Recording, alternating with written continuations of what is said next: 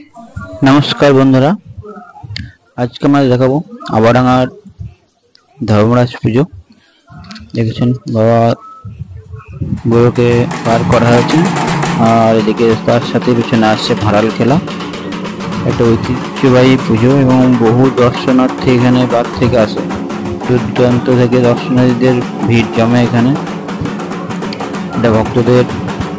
ভাড়াল খেলা চলছে এরপরই গরুকে নিয়ে স্নানে বেরোবে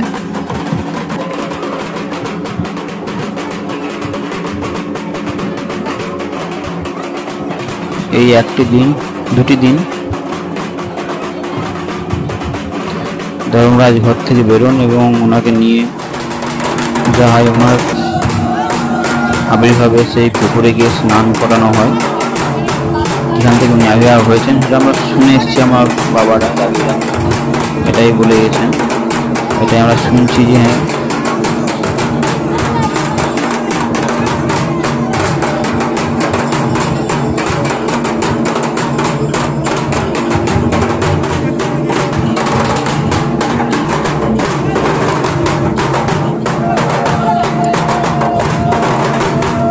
ডাকের তালে নাচতে নাচতে গরু বাবা ধর্মরাজকে নিয়ে যাওয়া হবে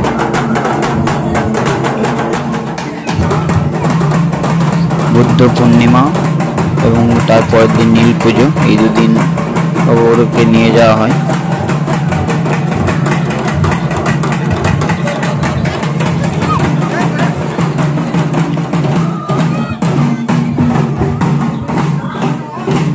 তিনজন বাবা এবার একসাথে বেরিয়ে যাবেন আস্তে আস্তে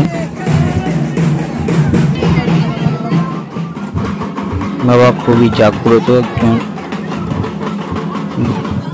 ভগবান আমাদের কাছে আর সকলের কাছে সকল দর্শনার্থীর কাছে হয়তো এখানে মেলা খেলা খুব একটা বসে না কিন্তু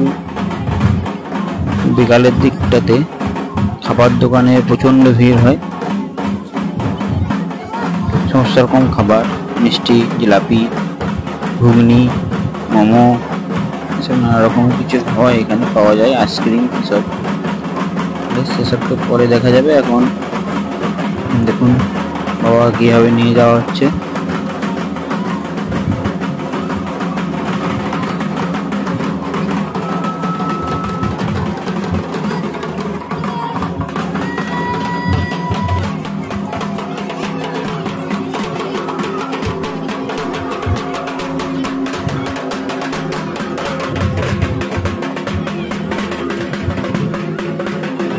বাবাকে নিয়ে যাওয়া হচ্ছে এবার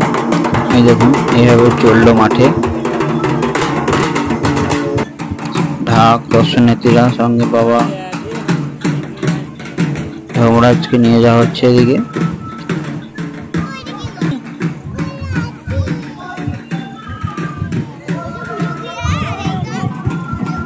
ওই দূরে তাল গাছ পেরিয়ে যেখানে একটা জঙ্গলের মধ্যে দেখা যাচ্ছে ওখানে একটি পুকুর আছে সেখানে নিয়ে যাওয়া হবে তবে এখানে সমস্ত ভগবানদের স্নান করানো হলো গুরু ধর্মরাজকে এখানে জলে নামানো যায় না যে তোমাদের শোনার কথা বা সবাই বলেন যে উনি জল থেকে আবির্ভাব হয়েছেন কিন্তু জলে যাতে বিলীন না হয়ে যায় সেই জন্য ওনাকে জলে নামানো হয় না ওনাকে ওখানেই জল নিয়ে এবং দুধ দিয়ে স্নান করানো হয়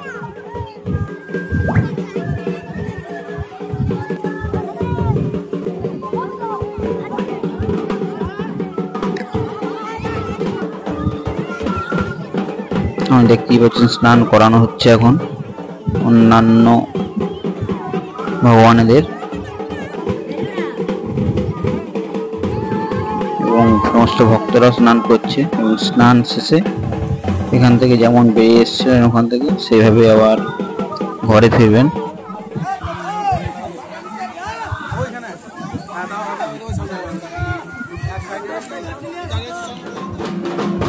বাবা ফিরে আসছেন আবার সেই জায়গাতেই নিজের বাসস্থানে আবার ফিরে আসছে দর্শনের যে ভিড় দেখছেন এটা বুদ্ধ পূর্ণিমা দিন নীল পুজোর দিন হয়তো আজকে যা লোকজন দেখা যাচ্ছে তার 10 গুণ লোক হবে। সেদিন আবারাঙ্গা গ্রামে গোটা গ্রাম পরিক্রমা করেন বাবা ধর্মরাজকে নিয়ে সমস্ত ভক্তরা। এবার ঘর ঢুকে যাবে, পরবর্তীগুলো আসছে। আজকে এই ঘর ঢুকে যাওয়ার পর পূর্ণিমার পুজো হয়ে যাওয়ার পর ভক্তরা প্রসাদ নিয়ে তাদের ফলাদি আহার সারবেন এবং তারপরের দিন মুখোশ খেলা, ফুল খেলা আর নানান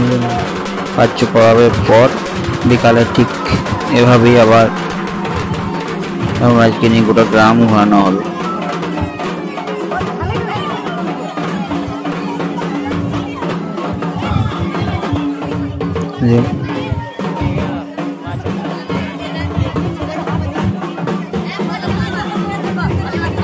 দর্শনার্থীদের ভিড়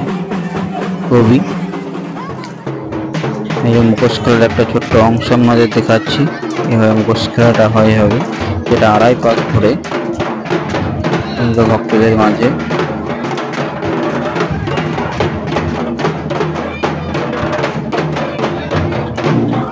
তারপর ফুল খেলা, চড়ক, নানা রকম খেলা হয় ভক্তদের মাঝে। ফুল খেলা চলছে এটা। বিদ্যালয়ের অনেক দর্শনার্থী আসেন, যারা এই ভিডিও দেখেননি আগে বা সেই জায়গায় জানেন না, তারাও দেখুন। দেখার জন্য অবশ্যই প্রত্যেক বছর বুদ্ধ পূর্ণিমা এই পুজোয় অবশ্যই আসবেন। ধন্যবাদ।